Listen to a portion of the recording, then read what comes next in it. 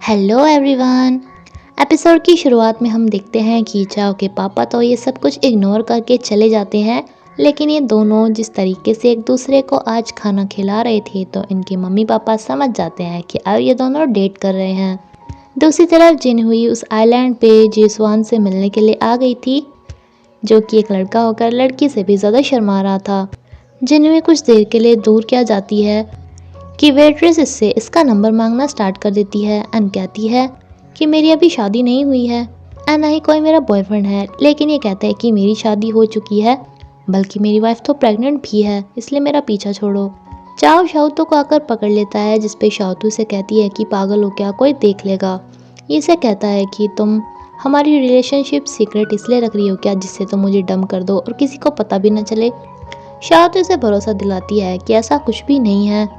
दूसरी तरफ हम इन दोनों की मम्मीज़ को देखते हैं। चाओ की मम्मी ने बताती है कि मैं जल्दी ही सास बनने वाली हूँ एंड तुम चिंता मत करो, तुम भी सास बनने वाली हो, क्योंकि हमारे बच्चे डेटिंग कर रहे हैं और मैंने अपने हस्बैंड को भी भेजा है तुम्हारे हस्बैंड के पास कि वो भी बातों बातों में उन्हें ये बात बता दे। इनका रोमांस चल ही रहा था कि इनके पड़ोसी यहाँ पर आ जाते हैं। चाओ इसे कहते हैं कि पड़ोसियों से भी छुपाना है क्या, तो ये कहती है कि हाँ, वरना वो हमारे पेरेंट्स को बता देंगे ना। तब इन दोनों को अपने पेरेंट्स दिख जाते हैं। इनके पापा कार्ड्स खेल रहे थे, इसलिए ये दोनों आपस में कार्ड्स खेलना स्टार्ट कर देते हैं, जिसमें इनकी बहुत बुरी वाली लड़ाई हो जाती है।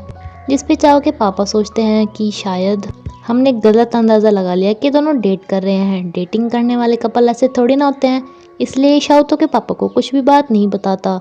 लेकिन लेडीज़ लोगों ने तो प्लानिंग कर ली थी कि चारों छुट्टियां मनाने जाएंगे, जिससे कि शाओतो एंड चाओ को थोड़ा टाइम मिल सके। जबकि शाओतो के पापा को शाओतो की चिंता हो रही थी कि वो उन्हें अकेला छोड़कर जा रहे हैं। चाओ को लगा था कि अब तो बस मज़े ही मज़े, लेकिन ये शाओतो को फ़ोन लगाता है, जो इसे बताती है कि मेरी कज़न गांव से आ गई है। ये नेक्स्ट डे से कॉल लगाता है तो ये बताती है कि मैं किसी काम के लिए बाहर आई हूँ एंड ये तीसरे दिन फ़ोन लगाता है तो शाओतो से बताती है कि मैं अपने पीरियड्स पे हूँ। 3 दिन इसकी बीमारी में कट जाते हैं, इसलिए 3 दिन के बाद ये इससे मिलने के लिए आती है। चाओ ने एक ट्रिप तैयार की थी, लेकिन ये सब बताती है कि इसका जिनहुई के साथ कुछ प्लान है। चाओ भी इसके साथ जाना चाहता था, लेकिन ये कहती है कि हम दोनों लड़कियां हैं ना, तो तुम बीच में क्या करोगे। लेकिन जब ये मूवी देखने के लिए आती है अपनी फ्रेंड के लिए, तो इसे पता चलता है कि जेसवान भी आया था एंड चाओ को भी आना था। अब अगर ये चाओ को बुलाती तो मूवी तो वैसे ही निकल जाती, इसलिए ये तीनों ही मूवी देखकर आ जाते हैं। लेकिन इस मूवी के बारे में चाओ को पता चलता है एंड वो इसे कहता है कि तुमने तो कहा था कि तुम सिर्फ जिनहुई के साथ गई हो, तुम मुझे लेके भी नहीं गई। शाओतो इसे बताती भी है, लेकिन इस बात में ही इन दोनों की छोटी सी बहस हो जाती है। बाद में दोनों को ही अपनी गलती रियलाइज़ होती है। शाओतो इसके पास जा ही रही थी कि यही इसके पास आ जाता है कि मैं अपने घर की चाबी भूल गया हूँ। ये इसके लिए केक भी लेकर आया था, लेकिन इसे कहता है कि वो तो बस सेल में मिल रहा था, मैं इसलिए ले आया, वरना मैं मत लाता। ये दोनों ही आपस की मिसअंडरस्टैंडिंग्स को दूर कर लेते हैं एंड इनका रोमांस दोबारा से चालू हो जाता है। जबकि अब इतने दिन हो गए थे तो इनके पेरेंट्स भी घर वापस आ रहे थे, जिसमें से इसके पापा शाओतो के पापा को तो कुछ ज़्यादा ही जल्दी हो रही थी घर पे आने की। चाओ से बताता है कि चाबी नहीं थी, ये तो सिर्फ एक बहाना था, लेकिन इन्हें नहीं मालूम था कि इनके पापा को बहुत ज़्यादा जल्दी लग रही थी, जो कि एकदम से आ जाते हैं एंड इन्हें रंगे हाथों पकड़ लेते हैं। जबकि शाओतो के पापा के अलावा बाकी पेरेंट्स काफ़ी ज़्यादा खुश थे इन्हें एक साथ देखकर। पापा इनसे पूछते हैं कि बताओ तुम कब से डेट कर रहे हो, तो एक बताता है काफ़ी टाइम से एंड दूसरा बताता है कि अभी अभी। शाओतो के पापा इसे कहते हैं कि तुम्हें और कोई डफर सा नहीं मिला था, जिस पे शाओतो कहती है कि पापा मैंने आपसे पूछा तो था कि क्या मैं अपने होम टाउन के किसी लड़के को डेट कर सकती हूँ।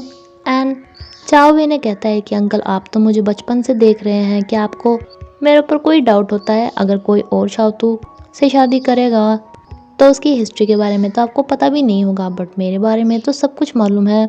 खैर अब जब मियाँ बीवी राजी तो क्या कर सकते थे इनके पापा। शाओतो को पता चलता है कि इनके यूनिवर्सिटी में आज एक हैंडसम सा बिजनेसमैन आ रहा है लेक्चर देने के लिए। शाओतो तो इसमें इंटरेस्टेड नहीं थी, लेकिन जिनहुई को देखना था कि कौन है वो हैंडसम। एंड जब चाओ यहाँ पर आता है तो इसके फ्रेंड्स भी इसे चिढ़ाते हैं कि बॉस देखो आपके वाली भी उस हैंडसम को देखने के लिए आई है, जो कि शाओतो को भी नहीं पता था कि ये तो ये जुन है। डिनर टाइम में भी चाओ ये जुन को दिखाने की कोशिश कर रहा था कि अब शाओतो मेरी गर्लफ्रेंड है, इसलिए इससे दूर रहना। लेकिन ये जुन उसे बताता है कि मैंने तो पहले ही पता चल गया था कि तुम इसे लाइक करते हो, जब तुमने मुझे पर्सनली आके कहा था कि मैं शाओतू को मोटिवेट करूं उसकी पढ़ाई के लिए, क्योंकि वो पढ़ाई को लेके बहुत टेंशन में है। यहाँ से जाते हुए ये जुन चाओ को ऑफर देता है कि अपनी ग्रेजुएशन के बाद ये जुन की कंपनी ज्वाइन कर ले, जिस पे चाओ एक शर्त रखता है कि तुम शाओतू से दूर रहना। जिनहुई को जेसवान के ही सपने आ रहे थे, लेकिन शाओतू इसके प्यारे प्यारे सपनों को तोड़ देती है। इसे तो अब हर बंदे में ही जेसवान दिखाई देने लगा था। ये इतनी पागल हो गई थी कि जब रियल वाला जेसवान इसके सामने आता है तो ये उसे भी कोई और पर्सन सोचकर भागने लगती है। लेकिन जब इसे पता चलता है कि जेसवान है तो बहुत ज़्यादा खुश होती है। जैसे कि शाओतू एंड जिनहुई जर्नलिज्म के स्टूडेंट थे, तो इन्होंने अपना कैमरा ओपन कर रखा था एंड तभी हम देखते हैं कि एक लेडी अपने आप झूठ में ही एक बाइक के आगे आकर चिल्लाना स्टार्ट कर देती है कि इसने मुझे बहुत ज़ोर से ठोका है। ये लड़का सबको समझाने की कोशिश करता है बट कोई भी इसकी बात नहीं मानता एंड जिनहुई को ये भी बहुत ज़्यादा हैंडसम लगा था। ये हैंडसम लड़का जहाँ से गुजर रहा था, शाओतू भी वहाँ पर एक छोटे बच्चे को रोता देखती है एंड उसे कैंडीज देकर चुप करा देती है। जिनहुई से कहती है कि तुम तो हमेशा पढ़ाई में ही बिजी रहते होंगे ना, कभी बॉडी वगैरह भी बनाया करो। तभी एक लड़की इससे टकराती है जिसकी कॉफ़ी इसके ऊपर गिर गई थी एंड यहाँ पर जिनहुई देखकर हैरान थी कि जेसवान की इतनी अच्छी बॉडी है। अगले दिन ये देखते हैं कि वो जो एक्सीडेंट हुआ था वो मुद्दा बहुत ज़्यादा वायरल हो गया था। सब उस लड़के को ही ब्लेम कर रहे थे बट वो सबको बता रहा था कि मैं जुर्माना क्यों भरूं जबकि मैंने कुछ किया ही नहीं है। तभी शाओतू नोटिस करती है कि इसका कैमरा उस टाइम खुला हुआ था एंड उसकी फुटेज में साफ दिखाई दे रहा था कि वो लड़की जानबूझकर उसके सामने आई थी। ये इस वीडियो को अपलोड कर देती है। इस बंदे को भी पता चलता है कि वो वीडियो इस लड़की ने वायरल की है जिससे इसकी बहुत हेल्प हो रही थी एंड इसने शाओतू को तब भी नोटिस किया था जब वो छोटे बच्चे की हेल्प कर रहा था, इसलिए इसे थैंक्स बोलता है एंड तभी शाओतू को चाओ दिख जाता है जो उसके पास चली जाती है। ये लड़का शाओतू को थैंक्स के लिए इसके लिए बहुत सारा खाने का सामान भी लेकर आता है एंड चाओ इसे दोबारा नोटिस करता है। जिनहुई इसे बताती है कि शायद वो हैंडसम लड़का तुम्हें पसंद करने लगा है, लेकिन शाओतू कहती है कि नहीं नहीं, वो सिर्फ मुझे थैंक्स बोलने के लिए ये सब देकर गया था। लेकिन इसकी गलतफहमी एकदम दूर हो जाती है जब ये हैंडसम बंदा इसके लिए इतनी तैयारियां करता है एंड इसे सबके सामने बताता है कि मैं तुम्हें लाइक करता हूँ। शाओतू इसे कहती भी है कि मेरा बॉयफ्रेंड है, तो ये कहता है कि मुझे पता है, मैंने तो पहले ही देख लिया था, बट मैं तुम्हें सिर्फ अपनी फीलिंग्स बता रहा हूँ। शाओतू तो इसे इग्नोर करके चली जाती है, लेकिन इतने में चाओ और उसके फ्रेंड्स यहाँ पर आ गए थे जिन्होंने सब कुछ देख लिया था, जो इसे कहते हैं कि बॉस कॉन्ग्रेचुलेशन, आपको डंप कर दिया गया है। एंड इसी के साथ ये एपिसोड यहीं पर ही ख़त्म होता है फ्रेंड्स। Thank you.